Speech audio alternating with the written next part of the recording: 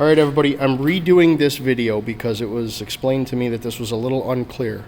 So, 1940 Ford, right back there, all right? The lower patch panel was installed previously years ago. This is the driver's door. The customer asked us, now mind you, this was filled in. It looked perfectly fine from the outside. The customer asked us if the door was okay. We looked on the inside and noticed it was caved in. So what we did is he asked us to, kind of find out how bad it was. So we had Joe go ahead and start grinding everything down, and lo and behold, there's 11 layers of filler that this guy put on, and this is how deep it was. So Joe's going to go ahead and throw the ruler up there first.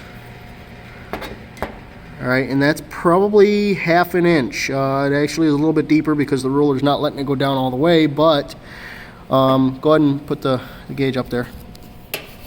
Just the gauge. On its deepest spot, we measured it. It actually goes deeper than that. Don't hold the spring. It actually goes as deep as this gauge is, okay, which is actually close to about 3/4 of an inch deep.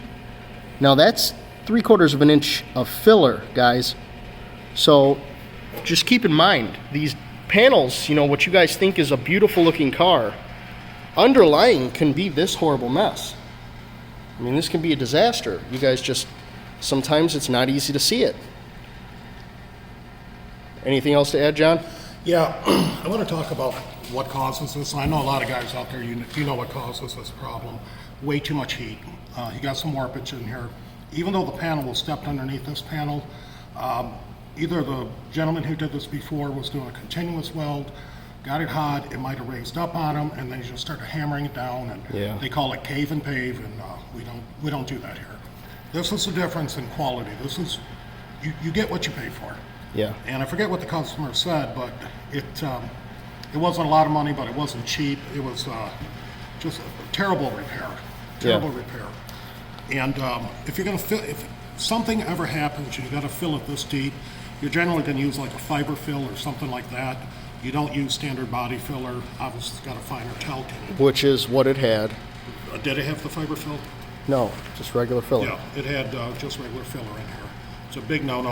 A good bump in the road, moisture behind there, anything would have caused it to pop out. And guys, there was a major difference in repairs here. This was totally able to be done the right way, okay, without all that filler. And like the best rule of thumb, as much metal as you can with as least filler as you can throughout the whole thing.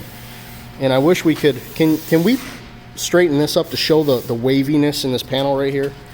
Put it left to right.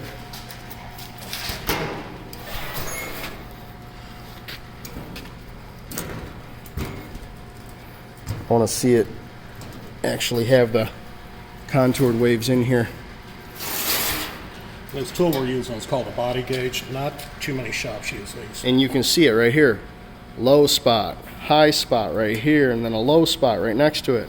Sorry, my hand's getting in the way, but it's crazy. You can see this all the way across. And this is a smooth contour with the gauge. Except right there, but I mean, look at that. And that's actually contouring. Like, all this is contouring what the actual panel was after it was welded. So this isn't, this isn't right.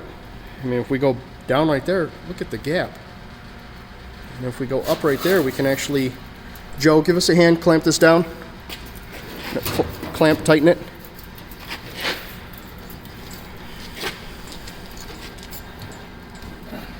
Now move it down onto the weld line. See the difference? Now that, guys, literally it's 1 inch. 1 inch above this weld, which is still not the way it's supposed to be either way. But, I mean, look at no respectable body shop would let that go, Something I'd like to add to that.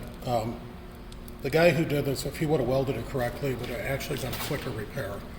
So instead, he spent all his time shaping body filler instead of taking his time welding it correctly and maybe putting a couple of skim coats of filler on it and calling it a day. Yeah. I mean, doing the metal work the right way saves time overall instead of just caving and paving like this, because you're sitting there trying to shape a body panel with filler, which filler you can chase a little bit of a warpage or a dent all over the whole panel. So, I mean, you'll spend hours trying to make that right. and it's just a waste of time.